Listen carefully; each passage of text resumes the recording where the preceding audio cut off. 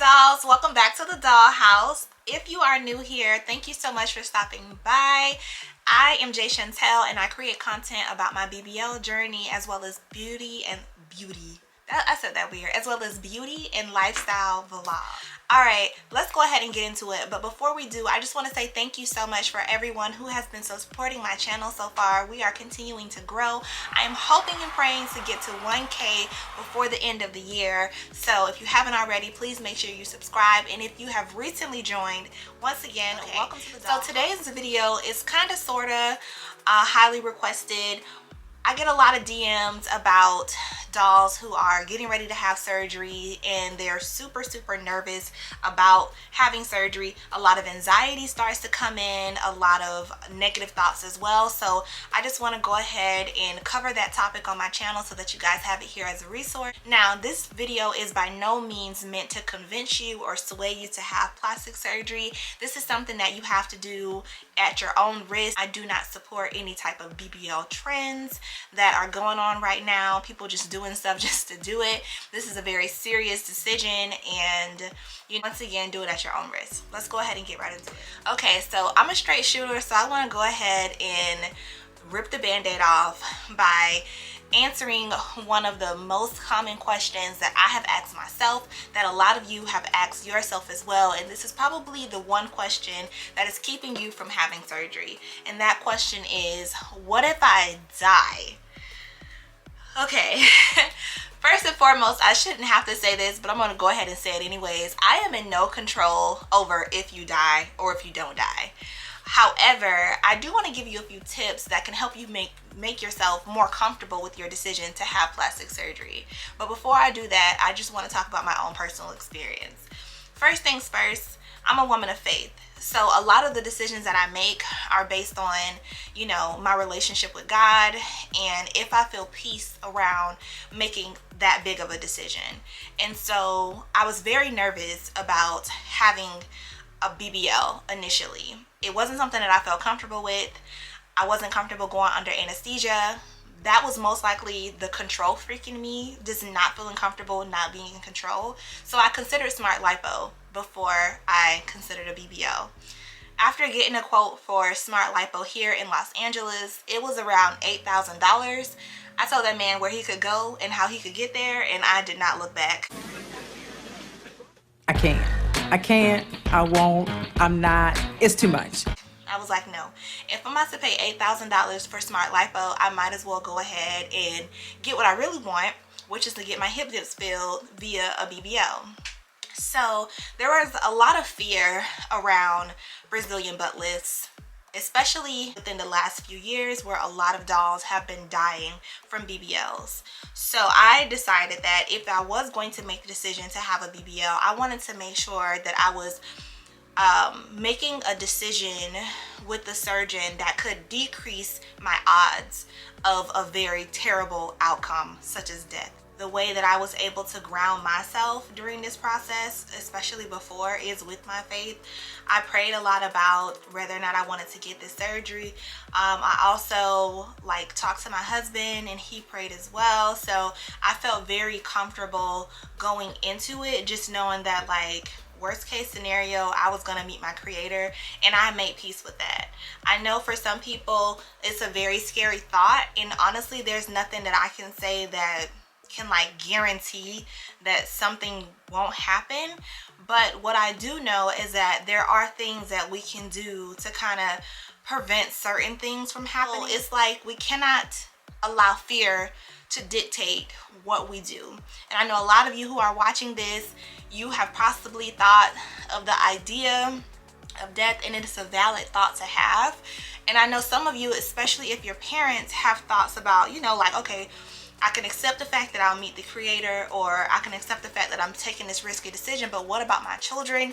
What about my family? I feel guilty. What do I do?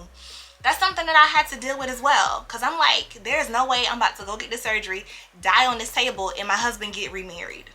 I'm not having that. So I had to really come to terms with, this is a risky decision that I'm making. But I had peace in knowing that I did everything that I could to have the best of both worlds. So now I want to share with you the things that I did that made me more comfortable with having a BBL. First tip I would give you is to make sure your surgeon is board certified.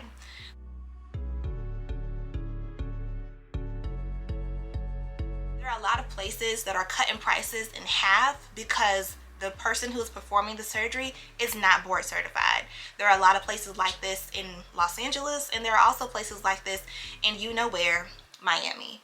So the beauty in a board certified plastic surgeon or cosmetic surgeon is that they have gone through the number of hours that prove that they know what they're doing, they know the human body, and they know how to perform this procedure safely.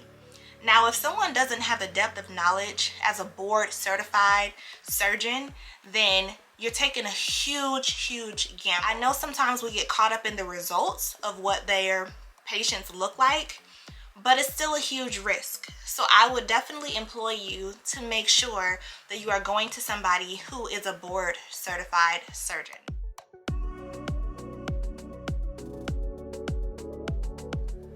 I know that there's a lot of talk out there about Dr. Jung not being a board certified plastic surgeon, but that did not bother me because a plastic surgeon is really good at reconstruction and functionality. Basically saying a person who goes to a plastic surgeon, in most ideal terms, they're going to someone who they might need to reconstruct something, or they want to get it, they want to have a surgery that can increase something's function. That was very loaded. So basically, let me give you an example. If I was born with like a huge, I don't know, a big bump right here under my arm, and it made it very difficult for me to hold my arm down, and it was very unattractive, it's affecting my quality of life, and the way that the extra skin is set up, it is kind of connected to my breast. So if they get rid of that, it could damage the way that my breast looks. So I would go to a plastic surgeon that can reconstruct that area so that not only does it look realistic, but it also increases the functionality of this natural bend. I hope that made sense. That was a very weird example, but I hope that makes sense. Now, a cosmetic surgeon is a surgeon who focuses primarily on contouring and the cosmetic look of what the outcome is going to be. That's why you can go to a plastic surgeon and their work not be as consistent. Now, this is not all the time, so please don't shoot up the comments. Sometimes with some plastic surgeons, even though they are plastic surgeons, their work and their quality of work is not as consistent because a cosmetic surgeon, they are trained to have a special eye to see how to sculpt and how to really think about how to take a patient, what they're already bringing to the table, and just make it that much better. That's from my own research though. I'm not, I'm not American Association of Plastic or Cosmetic Surgery here, but I'm just sharing what I gathered. And that's why I felt comfortable going to Dr. Jung, because I'm like, okay, I got a little something going on for me already. I can go to a cosmetic surgeon and feel perfectly fine. The most important thing to me though was that he was board certified, and he is. Next tip that I want to share that can help you kind of have more peace with your decision to have surgery is to make sure that your surgeon is not performing like a lot of surgeries a day.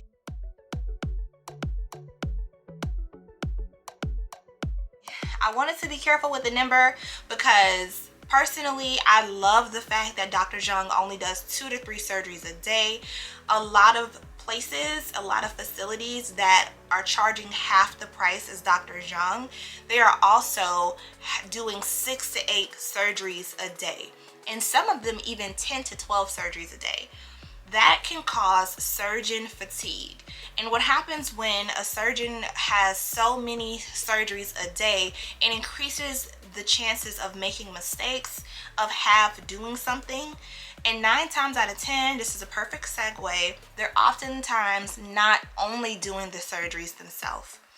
And this is the next thing that I want to talk about. When people go to these facilities, I like to call them surgery mills, because it's like a factory. Everybody come out looking the exact same, and it's like they line the girls up. I've heard stories about dolls, literally the waiting room being crowded with dolls that are supposed to come in at 8 o'clock, 9 o'clock, 10 o'clock for their surgery. And to me, that's scary, because what if I'm at the end of the day and this surgeon's been working all day long, and you know, like, I didn't like that idea. So I definitely went with a surgeon who I knew was not exhausting himself. I had peace because I knew that Dr. Jung was going to be the only person doing my surgery.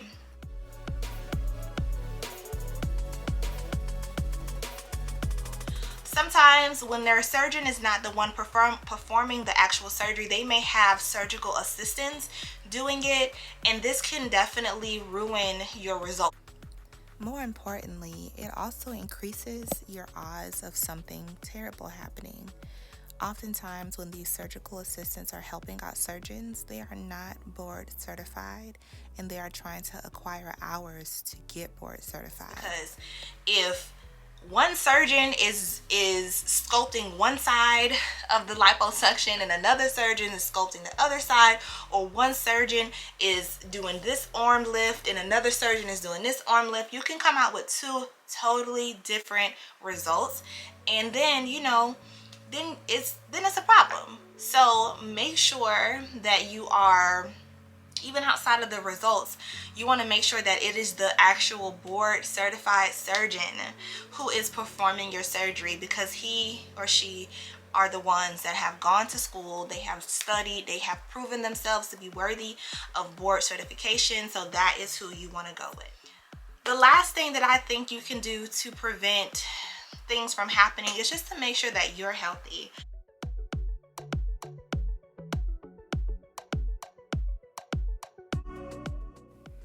If you know that you are not medically cleared for surgery, it is important that you do not try to find another surgeon who can take on your case. If you are not medically cleared, that means that you're not medically cleared for a reason. It could be that your blood is low. It could be that, you know, you might have other issues going on. You want to resolve those before you have surgery. Your health in your life is literally at stake, and it's never worth it. When you go into the surgery room, at that point you are no longer in control, and you literally have no control over your own body. So with that said, all you can do is really just make sure your body is in top tier shape, and you keep a positive mindset going into it. I think my lash is really bothering me. It's like burning. Okay, the last thing that I want to talk about in regards to how to prevent it is to trust your gut.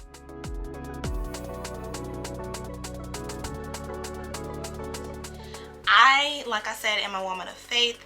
I base a lot of my decisions around peace.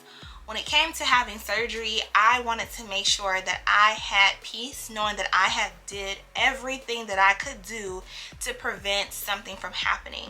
At the end of the day, whenever you walk into that surgery room, you're no longer in control. I mean, what are you gonna do? Run out of the surgery room? I actually thought about it, but I was like, that'll be doing too much. I thought about it. I looked at that surgery bed and I was like, what the heck am I doing? So I told myself, I was like, you know what? Like, you have gotten to this point. You cannot allow fear to control you. A lot of the negative things that I'm thinking are just my fear trying to protect me to not take that risk. But I'm so happy that I was able to just believe in myself and also have faith in my God that I was gonna be okay, because like, I'm loving my life right now. God. So I believe that it's already written how that's gonna happen, and so there's nothing that I can do to prevent that from happening. Like, at the end of the day, what I believed and what gave me peace was the same God that's protected me in my house, and the same God that protects me as I'm driving down the road, as I'm walking down the street, is the same God who's going to protect me as I'm laying on this table. There are so many people who live their lives and stuff still happens to them. I mean, if it's your time, I truly believe it's your time, and I'm not trying to scare you. I'm just trying to bring some logic into the situation, because fear is not logical. It's just not logical. It's 100% emotional. So logically speaking, you know, if it's my time to go, somebody can bust down the door right now and shoot this whole place up. You get what I'm saying? But, you know, God is protecting me, you know? So it's like we cannot allow fear to dictate what we do. So put yourself out there, take a chance with wisdom based on the things that I talked about. And I hope that you guys enjoyed this video. Live boldly, live unapologetically. And I love you all, and I will see you on the next video. Don't you move, the next video is coming right up.